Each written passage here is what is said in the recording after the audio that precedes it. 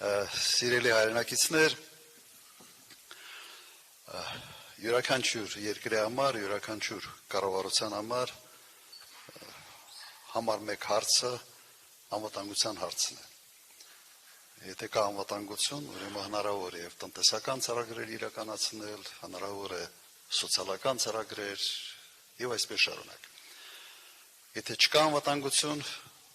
ուրեմն երկիրը խրվում է խնդիրների մեջ, ներդրումային միջավայրը միանգամից սկսում է բացասական ընկալվել, ռիսկային եւ բիզնեսն է երկրից փախնում եւ այսպես շարունակ։ Բայց ինչ է անվտանգությունը։ Անվտանգությունը միայն բանակը չի։ Բանակը ամենից կարևոր մասն է, բայց անվտանգությունը նաեւ ճիշտ քաղաքականությունն է, անվտանգությունը ռազմավարական դաշնակիցներ ունենալն է, անվտանգությունը կանխատեսումներ անելն է եւ ճիշտ հաշվարկներով շարժվելն է։ Ես հիմա կփորձեմ ձեզ բերել ամենից թարմ օրինակը, թե ինչպես է այս գործիքակազմին տիրապետում այսօրվա իշխանությունը։ Ամենից թարմ գործիքակազմը։ Հայտնի հանդիպումը Վաշինգտոնում եւ երկու ստորագրված փաստաթղթերը, օգոստոսի 8, եթե չեմ սխալվում։ Մեկը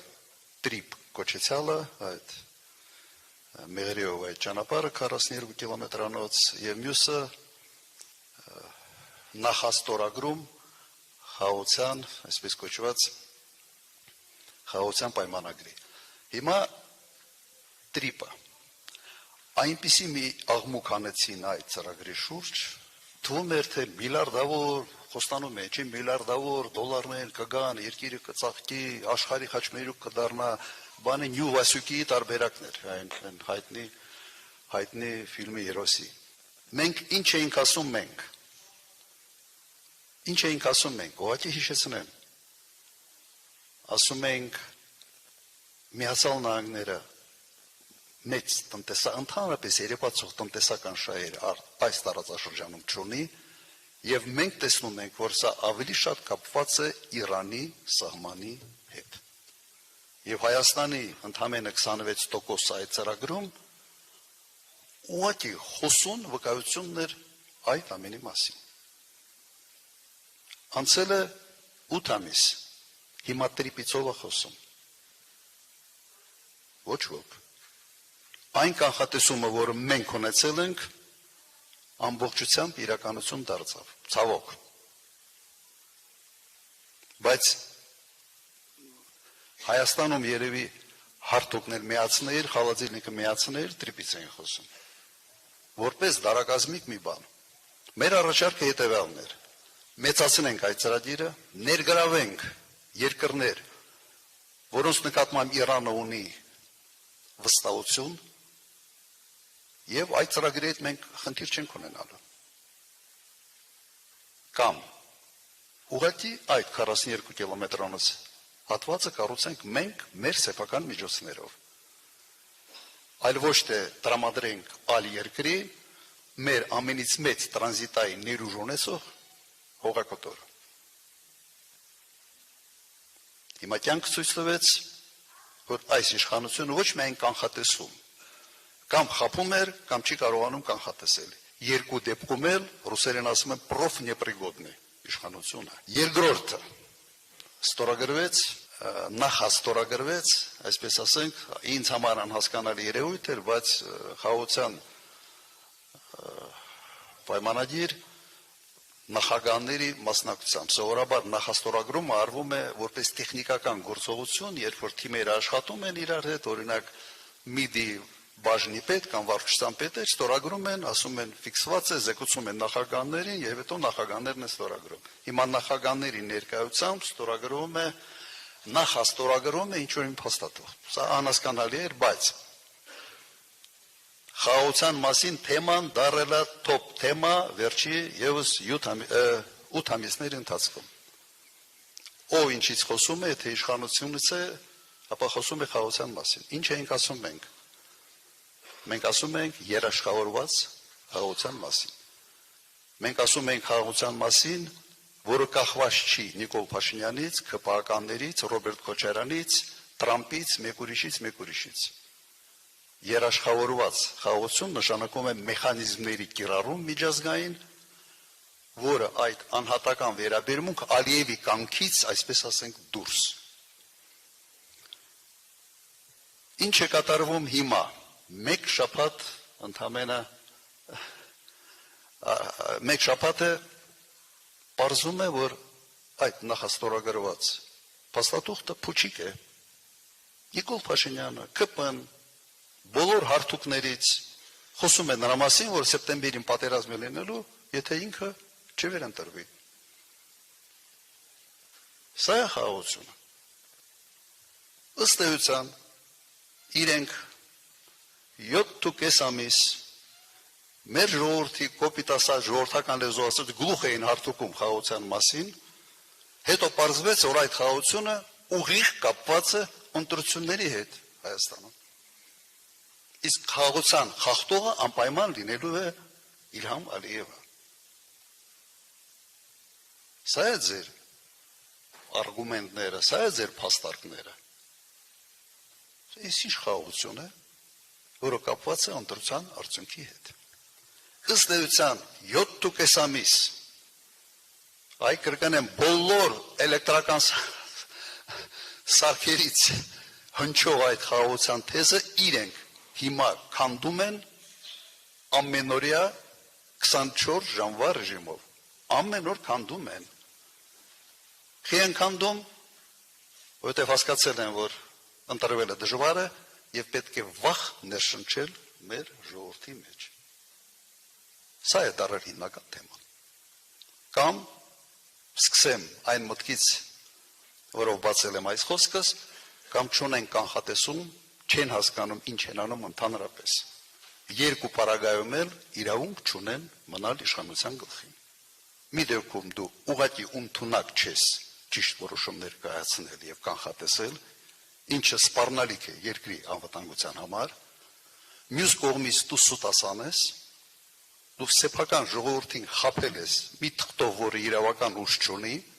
եւ հենց տեսնում ես, որ քո պլանները իրականություն չեն դառնում, 170%-ով փոխում ես եւ սկսում ես սպառնալ պատերազմով։ Սա այն իրականությունն է, որը մենք այսօր ունենք։ Ապրում ենք այս իրականության մեջ։ Ժողովրդական բան կա, չէ՞, ասում մարդ որ տունը հավա, դրսում ակլորա կտրում։ Մենք ունենք հենց այս տարբերակը։ Հիմա ինչ պետք է անել։ Ձեր բազատվել այն իշխանությանը, որը ունի երկու հիմնական որակները հիմնական։ Կատարյալ սուտասան, ես նույնիսկ մեկ անգամ օգտագործել եմ այդպիսի բառ սուտասանության բիոսարկ։ Անկեղծ եմ ասում, որովհետև մարդը մի քիչ դաստիարակություն ունեցող մարդը չի կարա պերմանենտ, անընդհատ ստել եւ ամոթի զգացում չունենալ ստելու։ Չեն էլ կատմուրում։ Սովորաբար նորմալ դաստիարակություն ունեցող մարդը նույնիսկ եթե ուզում է բարի սուտասի, իրեն վատ ազգում, չէ՞, ինչ կարմուրում է, հայացքը փախցնում է, սրանք sense լայվը միացնում են, ոնց նայելով այդ լայվի այդ էկրանին, այդ սուտասանության բիոսարքը միանում է, անդադար։ Եվ դրա հետ միասին ուղղակի ընդունակ չեն վերլուծել իրավիճակը եւ ճիշտ որոշումներ կայացնել, հատկապես անվտանգության հարցերում։ Հիմա փորձանք չենք մեր գլխին, մեր ժողովրդի գլխին։ Եվ դա շարունակվում է 18 թվականից ի վեր։ Հիշեցնեմ, բոլոր քայլերը, բոլոր հաշվարկները սխալ էին եւ բերել են նրան, որ հրահրեցին պատերազմ։ Իրենց պաշտպանության նախարարը հիշեցնեմ ինչ էր ասում. նոր պատերազմ, նոր տարածքներ։ Հիշում եք, սենց ժեստներ, սենսեր։ Նոր պատերազմ, նոր տարածքներ։ Այդ ում համար էր այդ նոր տարածքները։ Պարզվեց, որ Հայաստանի հայերի համար չէ։ Դրանից հետո գնացին Պրագայում ստորագրեցին մի խայտարակ հայտարարություն, որի պատճառով մենք կորցրեցինք Արցախը։ Մենք կորցրեցինք Հայաստանի հողերը։ իշխանասարը, որտեղ այսօր թուրքն է, եւ եւս կորցրեցիք մեկ պատճառով, սխալ հաշվարկ, իսկ պար բացակայություն տրամաբանության եւ ընդհանրապես մարդիկ չեն հասկանում, չեն կարողանում գնահատել այլ երկրների քաղաքական շարժարիթները։ Հիմա մենք սրան վերջ պիտի տանք, թե վերջ չպիտի տանք։ Ուրեմն ձեր հետ միասին մենք պետք է կազմակերպենք այս գործը։ Մեր հույսը Կոտայքի մարզում նաև ձեր հետ է կապված։ Մարդկանց հետ պետք է բացատրական աշխատանք տանել։ Մարդկանց պետք է ուղղակի համոզել, որ իրենք են որոշողը։ Ունենալ ղեկավար, որը ընդունակ է կառավարել երկիրը, ունի փորձ, ունի կամք, ունի ուժ, ունի կապեր, թե ընտրել մեկին, որը համարում է, որ հայ ժողովրդին կարելի է 100 անգամ խաբել, 101-րդ անգամ էլ, 102-րդն էլ եւ այլ, եւ այսպես շարունակ։ Կարող ենք վերջ տալ դրան ձեր հետ միասին։ Այո։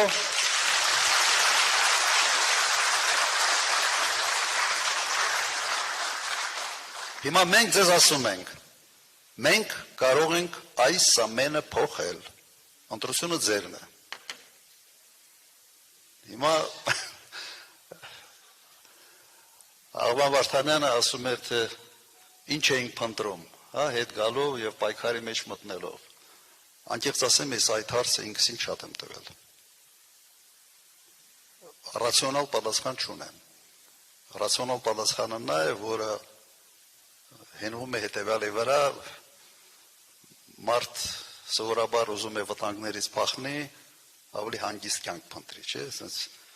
բնազդը այդպիսին է յուրաքանչյուր էակի մոտ։ Իմ մոտ դա խախտված է մի քիչ։ Այդ ռեժիմից դուրս է։ Վտանգավոր է եղել իմ համար հետ գալ, այո, վտանգավոր է եղել։ Եկել եմ, այո, կարող էի չգայի, չէ, չէի կարող։ Պիտի գայի, պիտի մտնեի պայքարի մեջ, հիմա մտածենք պայքարի մեջ եւ դիմում ենք ձեզ, խնդրում ենք ձեզ, որ մեր կողքը կանգնեք։ Առաջի հարվածը հաստատ մենք ենք վերցնում մեր վրա,